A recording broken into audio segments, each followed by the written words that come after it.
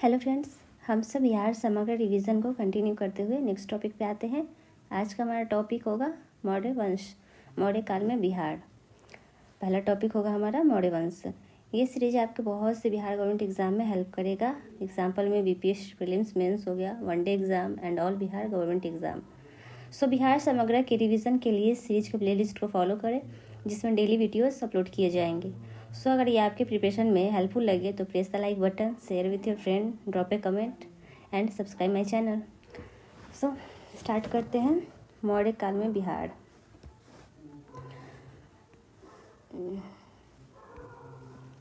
मौर्य काल में बिहार ये 323 ईसा पूर्व से 185 ईसा पूर्व तक चला था। पहला आता है मौर्य वंश। प्राचीन भारत का राजवंश जिसने 137 वर्ष तक भारत में राज किया। इसकी स्थापना का श्रेय चंद्रगुप्त मौर्य को जाता है। किसको जाता है? चंद्रगुप्त मौर्य को। और उसके मंत्री चाणक्य, जिसको कौटिल्य भी बोला जाता था, को दिया जाता है, जिन्होंने नंदवंश के राजा कौन था? लास्ट राजा घनानंद को पराजित किया। चंद्रगुप्त मौर्य का जन्म 345 ईसा पूर्व में हुआ और वह मगध की राजगद्दी पर 323 ईसा पूर्व में बैठा। मौर्य साम्राज्य भारतवर्ष के पूर्व में मगध राज्य में गंगा नदी के मैदानों, जो आज का बिहार और बंगाल क्षेत्र है, से शुरू हुआ और अपने चरम विस्तार के समय लगभग संपूर्ण भारतीय उपमहाद्वीप पर अपना प्रभुत्व कायम किया। इसकी राजधानी पाटलिपुत्र, जो अब पटना शहर स्थित है, वहाँ थी। मौर्य राजवंश की जानकारी के प्रमुख ऐतिहासिक स्रोत हैं कौटिल्य, जो चाणक्य थे, उसका अर्थशास्त्र, विशाखा दत्त की मुद्राराक्षस, मेगास्थनीज की इंडिका, यूनानी लेखक जस्टिस ने वृत्तांत तथा सम्राट अशोक के स्तंभ लेख और शिलालेख से इस सबसे जानकारी प्राप्त होती है मौर्य राजवंश की। मगध के राज सिंहासन पर बैठकर चंद्रगुप्त ने ऐसे साम्राज्य की नींव डाली जो संपूर्ण भारत में फैला था। पूरे भारत में फैल गया ये साम्राज्य। इसके समय में मौर्य साम्राज्य पश्चिम उत्तर में अफगानिस्तान और बलूचिस्तान तक फैला था। पुराणों के अनुसार चंद्रगुप्त शूद्र जाति से था, लेकिन इतिहासकार के अनुसार उसे मौर्य कुल का क्षत्रिय भी मानते हैं। मुद्रा राक्षस के समालोचक भुंडीराज के अनुसार मूरा, जो नंदों की रानी थी, संभवतः चंद्रगुप्त की माँ या दादी थी। बौद्ध ग्रंथ महावंश की टीका के अनुसार चंद्रगुप्त के पिता मौर्य नगर के प्रमुख थे। पहला था चंद्रगुप्त मौर्य, 323 ईसा पूर्व से 298 ईसा पूर्व तक शासन किया। 323 ईसा पूर्व में सिकंदर की मृत्यु के बाद सेल्यूकस उसका उत्तराधिकारी बना। सिकंदर के मौत के बाद कौन उत्तराधिकारी बना था? सेल्यूकस। सिकंदर द्वारा जीता हुआ भूभाग प्राप्त करने के लिए 305 ईसा पूर्व में उसने भारत पर पुनः चढ़ाई की। चंद्रगुप्त ने पश्चिमोत्तर भारत के यूनानी शासक सेल्यूकस निकेटर को पराजित किया। इस युद्ध के बाद दोनों में संधि हो गई।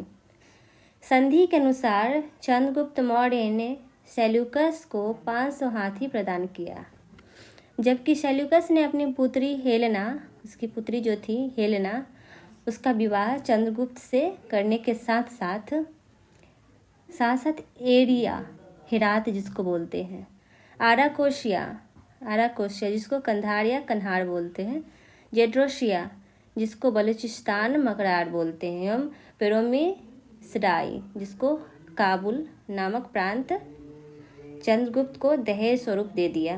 दहेज में ये सारा प्रांत दे दिया। चंद्रगुप्त और सेल्यूकस के युद्ध का वर्णन एम्पियास ने किया। सेल्यूकस ने मेगास्थनीज को राजदूत के रूप में चंद्रगुप्त मौर्य के दरबार में नियुक्त किया। पश्चिमोत्तरी सीमा प्रांत को सबसे पहले यूनानियों की गिरफ्त से मुक्त कराने के कारण चंद्रगुप्त मौर्य को भारतीय इतिहास में मुक्तिदाता के रूप से जाना जाता है। किस रूप से जाना जाता है? मुक्तिदाता के रूप से जाना जाता है।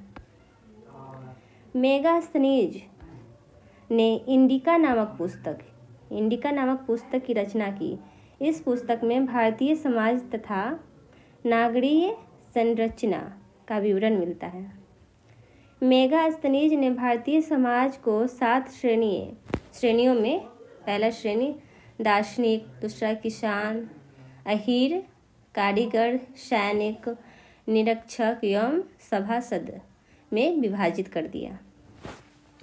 कौटिल्य के अर्थशास्त्र में राजनीतिक नीतियों पर प्रकाश डाला गया है। जो कौटिल्य अपना अर्थशास्त्र बुक लिखा था उसमें इसके बारे में बताया गया है। सर विलियम जोन्स ने चंद्रगुप्त मौर्य की पहचान सेंड्रोकोटस के रूप में की। एरियल तथा फ्लूटार्क ने चंद्रगुप्त मौर्य को एंड्रोकोटस के रूप में वर्णित किया। चंद्रगुप्त के काल में हिंदू कुश पर्वत भारत की वैज्ञानिक सीमा थी। इसे यूनानी लेखक ने इंडियन काकेशस भी कहा गया है। लेखकों ने इंडियन काकेशस भी कहा है। मेगास्थनीज द्वारा वर्णित जातियां देखते हैं। पहली जातियां हैं ब्राह्मण तथा दार्शनिक, दूसरा है कृषक वर्ग, तीसरा है ग्वालिक तथा आखेटक, चौथा व्यापारिक तथा श्रमजीवी, कारीगर एवं शिल्पी, चौथा योद्धा अथवा सैनिक, पांचवा है निरीक्षक अथवा गुप्तचर एंड छठा है मंत्री एवं परामर्शदाता सभासद। गुप्त जो चंद्रगुप्त मौर्य का गुरु एवं प्रधानमंत्री चाणक्य ने कौटिल्य नाम से राज्य व्यवस्था तथा प्रशासन पर आधारित जो पुस्तक लिखी थी उसका नाम था अर्थशास्त्र की रचना की थी। यह भारतीय राज्य व्यवस्था पर अब तक की सबसे प्राचीनतम उपलब्ध पुस्तक है, सबसे पुराना पुस्तक है। चंद्रगुप्त मौर्य ने पश्चिम भारत में सौराठ तक प्रदेश जीतकर प्रत्यक्ष शासन के अंतर्गत शामिल कर लिया। गिरनार अभिलेख 150 ईसा पूर्व के अनुसार इस प्रदेश में पुष्यगुप्त वैश्य चंद्रगुप्त मौर्य का राजपाल था। कौन था राजपाल? पुष्यगुप्त वैश्य, जिसने सुदर्शन झील का निर्माण कराया था। दक्षिण में चंद्रगुप्त मौर्य ने उत्तरी कर्नाटक तक विजय प्राप्त की। बंगाल पर चंद्रगुप्त की विजय की जानकारी महास्थान अभिलेख से मिलती है। कहाँ से? महास्थान अभिलेख से। चंद्रगुप्त मौर्य के विशाल साम्राज्य में काबुल, हेरात, कंधार, बलूचिस्तान, पंजाब, गंगा यमुना का मैदान और बिहार, बंगाल, गुजरात तथा विंध्य और कश्मीर के भूभाग शामिल थे। चंद्रगुप्त मौर्य ने अपना साम्राज्य उत्तर पश्चिम में ईरान से लेकर पूर्व में बंगाल तथा कश्मीर से लेकर दक्षिण उत्तरी कर्नाटक तक विस्तृत किया।